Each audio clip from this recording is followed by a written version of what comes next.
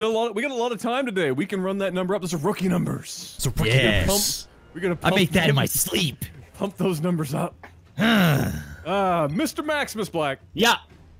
Hit me up with the sound of doing that in your sleep. Making money. Starting down here in the bottom right position, we have Ziggy. And up top left, we have Drogo, the Protoss. Very, very close first game. Very exciting. All proxy, and there is a fast SCV scout yet again from Ziggy. Though? No, it's not. It's actually going to be some more proxiness. It's a proxy scout thing. He's scouting the location to put get the proxy. Warm.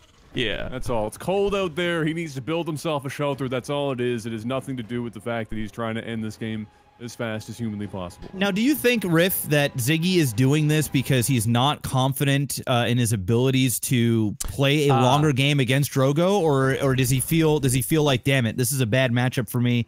Drogo's on fire right now. This is probably my best case. I think you have a little bit of merit with the first part of that question, but the reality is proxies are just terribly strong against Protoss. I mean, I'm sure you've felt the sting of a Cyclone yourself.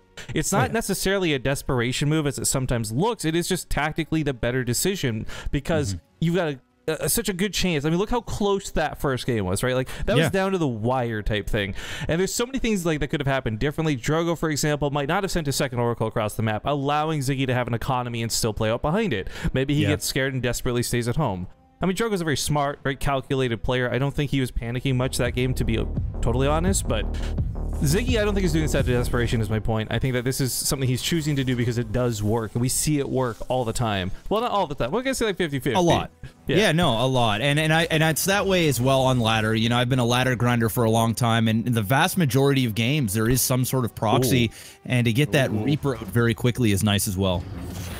Well, yeah, we got a fourth caster coming in. He paid $100 to cast on the stream today. Screaming Idiot says the SCV is building a shelter for the kids. That's what he's doing. Go. He's erecting it over here. Yeah, for the kids. For the kids. I love it, man. Screaming has been just dropping bombs this entire campaign. Screaming's got to be like over $1,000 deep at this point. Yep, close to it. Yep. Dude, no, big kids. Thank you. Yeah, straight up, man. Cyclones are coming, and this time Ziggy is not proxying them. He just went to get that fast Reaper. Now he's getting that Marauder. He's also got concussive on the way as well. He is doing just a little bit of poking and some, some scouting here. Not going to do a whole lot of damage, but we'll see what he can do with this one Marauder.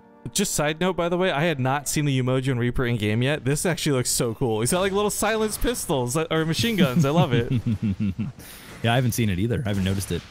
It's hard to notice because unless you get a microscope out and you zoom all the way in, you don't really see it all that much. Do they have like an in-game kind of? Oh, that's a bad. Wow, that's. Yeah, this wasn't hashtag for the kids. I've had some great 2018 memes for what we just witnessed, but we're gonna withhold on that. That was a bad time. How does Drogo hold this? This is a very, very tough hold. Well, the Void very Ray, gently, Jeff. He caresses it. You'll notice there's not a lot of anti-air here. The Void Ray is the best decision he could have gone with. The Cyclone's the only thing that shoots up. And it does extra damage to all these units. I mean, I love the SCVs to repair, but they're not going to out-repair a Void Ray's damage. No. Well, it's all going to boil down to if he can get some decent repairs done and hold them off long enough and get off enough DPS on that Void Ray. The second Cyclone's now out. That is dangerous for that one lone Void Ray, but the SCVs are dead. He just kind of threw them off into the pit of death. He's got a third Cyclone, a fourth is on the way, and now he's got a Viking en route as well. That one Void Ray is going to need to be 3 pretty quick if he's going to survive what is eventually going to be on his doorstep. Yeah, there goes one Stalker. There goes the Zealot. Like the micro. The Zealot didn't even touch the Cyclone. This could be game. This literally could be game right here. I think it is, because he's got more on the way, and really that Void Ray, it's good, but it's not that good. We're seeing Drogo do something very similar to last game, though, where he is trying to hide all of his units until he needs to fight. If he goes in too early, he'll lose them, bleed them out one at a time. But feeling the panic, 3 lock-ons for that Cyclone is going to be a little bit much. The Void Ray is going to go down. It'll take the Cyclone with it, but so much damage being dealt here, too. It's one strongest unit, and with the Void Ray gone, how does he hold? I don't know how he holds. If he does, he looks like he might. No! Wow! Nope. Wow! A 1-1 series. It was very, very series, close, boys. And the worst thing about it was, as the GG happened, Drogo had 600 minerals and 350 gas, and it's mainly the pylons that got taken out that supply blocked him and didn't allow him to build more and more units. That game was a lot closer than what it looked like. If he only had a couple more Stalkers or was able to spend those minerals, it would have been, sure, he would have lost some things there, but I think we would have had a longer game on our hands, and it really could have went anyway, any which way.